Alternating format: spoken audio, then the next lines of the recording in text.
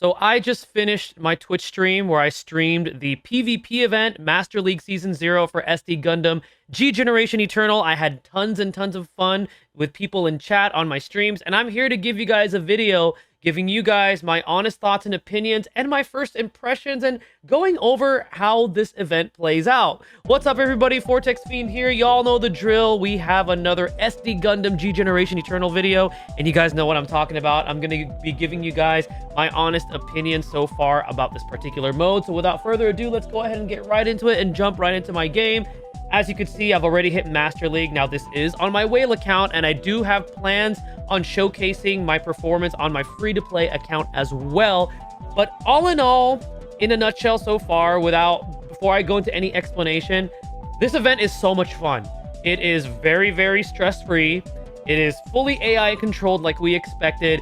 Even if you lose, you still get points. Everybody gets cool rewards. And honestly, yes, there is a pay-to-win aspect because whales will have that advantage of being able to progress faster. But even losing to another team doesn't really hurt you too much because if you stay in a specific tier and you have a specific score at the end of that, you get a pretty decent amount of rewards. And they're good rewards. And the only reward that I saw that was essentially tied to this is one of those little title panels or something like that, and we'll get to it when I show you the rewards, but that doesn't really impact your gameplay or give you an advantage other than that, oh, it's a bragging right because he either spent a ton of money or he got lucky or whatnot. So all in all, I think this mode is great, and I think it's very free-to-play friendly. I think anybody that either spends or doesn't spend is going to have fun with it. So we're going to go ahead and dive right into the functionalities of how this works. So as you can see right here, when you go into, well, actually, first of all, we're going to go into formation first. So this is where you set your formation,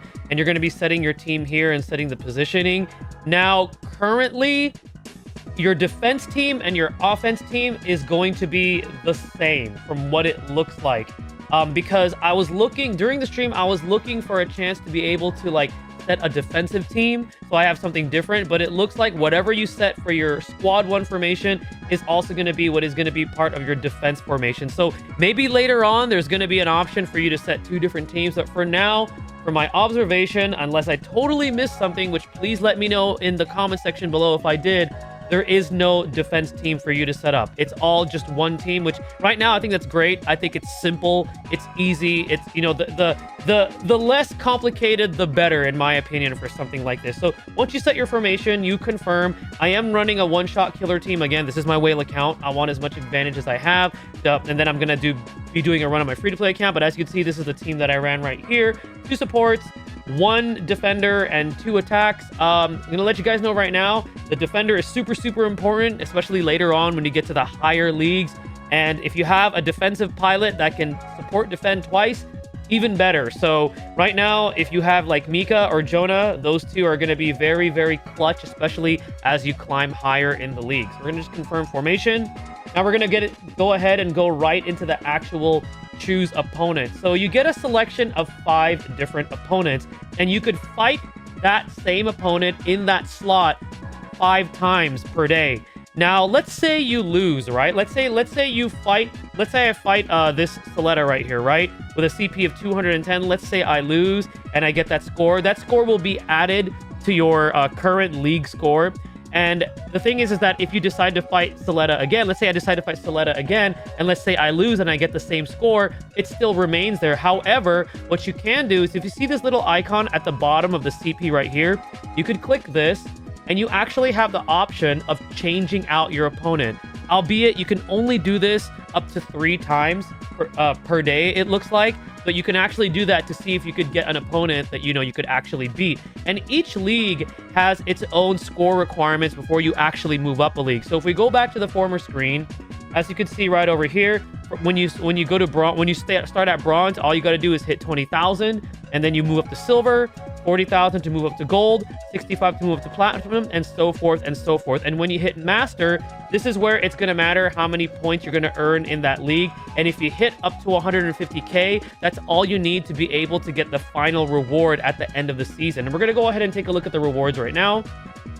So as you can see right here, this is the league composition as we just talked about.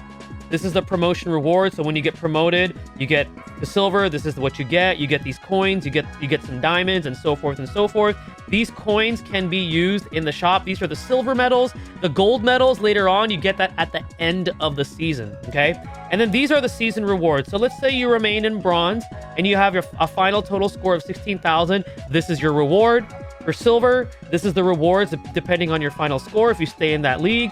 For gold, that's what it is right there. This is where they start handing out those little title plates. Now, again, this is the only thing that they tie to this. But again, all it is a bragging right. Okay, it's not the end of the world. It's not going to give your account like a crazy advantage or anything like that. It is literally a bragging right, which for me, that is totally fine. It's nothing to be, you know, stressed over about or whatever, you know. That I think it's cool that they actually gave a reward that is tied to this that is not really giving a player an advantage. It's just something cosmetic. And then afterwards, you got your platinum. This is the rewards for platinum depending on your score.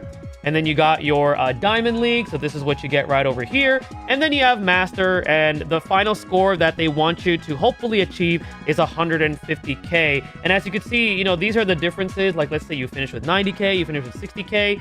And I'll tell you right now, there were a few people in my Twitch chat that were free to play, and they said as free to play, they were able to hit the 120k. Now, obviously, it depends on how well you pulled on your free-to-play account if you don't spend on the game. I know some of you guys did re-roll on the Strike Freedom banner, which I'm going to tell you right now, Strike Freedom is definitely the best attacker for this particular PvP mode. Sazabi is probably going to be the second best because Sazabi also shares that one-shot killer tag as well as the rival tag, which protagonist and rival get the bonuses. But this is pretty much the reward system, and also, you do not lose your score points if you lose. Because I was wondering, okay, will you get demoted? If you lose, will you lose points? You don't.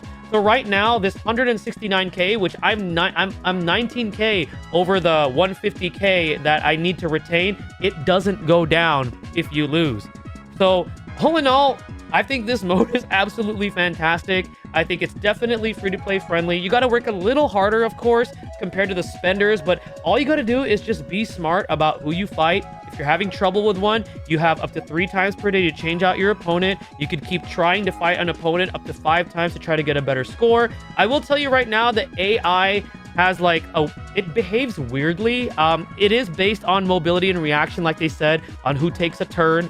Sometimes going first is not necessarily a good thing, because I've had moments, especially in Master League, where the opponent's team went, like one of their units went first, and because my defensive unit defended whoever they were targeting and then I counterattacked, I actually took out that unit first and then I have the advantage. So you going first isn't necessarily like the end all be all.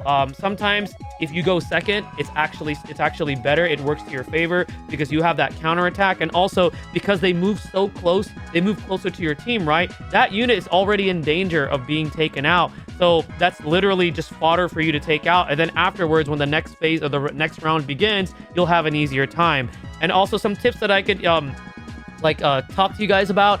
Defensive units, again, are going to be key. If you have a pilot that has double support, definitely something that you want to consider. Justice Gundam is like MVP right now if you have Justice Gundam.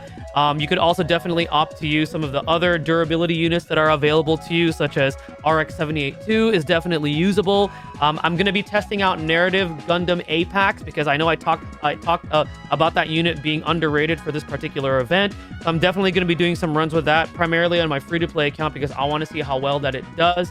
Other things is that it looks like the AI will target whoever has the least amount of HP first, is what I was observing. At first, I thought they targeted specific columns, but it looks like they target whoever is has the lowest HP. And then other things that I observed too is that at times the AI doesn't optimize the choice of skills. Sometimes it'll use like the EX skill for your URs, and sometimes it won't.